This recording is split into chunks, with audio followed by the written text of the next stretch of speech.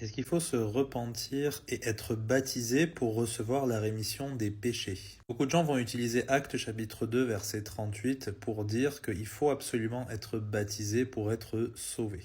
Donc on va lire le verset et Pierre leur dit: Repentez-vous et que chacun de vous soit baptisé au nom de Jésus-Christ pour la rémission des péchés et vous recevrez le don du Saint-Esprit. Alors, si vous vous arrêtez qu'à ce verset, oui, il semble qu'il faut ces deux choses-là pour être sauvé ou pour recevoir la rémission des péchés. Cependant, si vous prenez le contexte et tout le témoignage du Nouveau Testament, il est très clair que le baptême ne vous sauve pas. Ce qui vous sauve, c'est la repentance. Et juste avant, l'apôtre Pierre est en train de corriger les Juifs qui ont crucifié Jésus-Christ, parce qu'il les accuse d'avoir fait ça, et il leur demande de maintenant se repentir de leur incrédulité pour croire en Jésus-Christ, parce que c'est ça qui va les sauver. C'est d'ailleurs ce que dit Jésus: celui qui croit au Fils n'est point condamné, mais celui qui ne croit pas au Fils est déjà condamné parce qu'il n'a pas cru au nom du seul Fils engendré de Dieu. Si vous allez au verset 41 du même chapitre, le chapitre 2, regardez ce qui est écrit, c'est très important.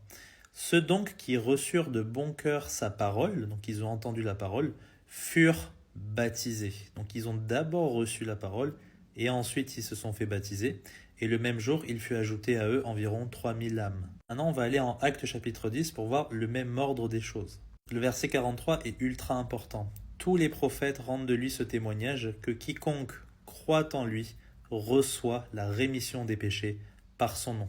Il n'a pas dit quiconque croit et se fait baptiser. Non, il faut simplement croire pour recevoir la rémission des péchés. Le verset suivant, écoutez attentivement. Comme Pierre tenait encore ce discours, donc il prêchait l'évangile, le Saint-Esprit descendit sur tous ceux qui entendaient la parole. Donc c'est en croyant en la parole qu'ils ont soudainement reçu le Saint-Esprit et le don du Saint-Esprit dans le contexte qui est de parler dans diverses langues. Si vous allez au verset 47 et 48, c'est après cela qu'ils vont se faire baptiser. C'est ça l'ordre des choses. Ne placez pas votre confiance dans votre baptême, qui est une œuvre de justice et qui n'efface pas les souillures de la chair. C'est simplement quelque chose qu'on fait d'une bonne conscience envers Dieu après avoir reçu la rémission des péchés. En conclusion, on se fait baptiser parce qu'on a d'abord cru en Christ et reçu la rémission des péchés. Que Dieu vous bénisse.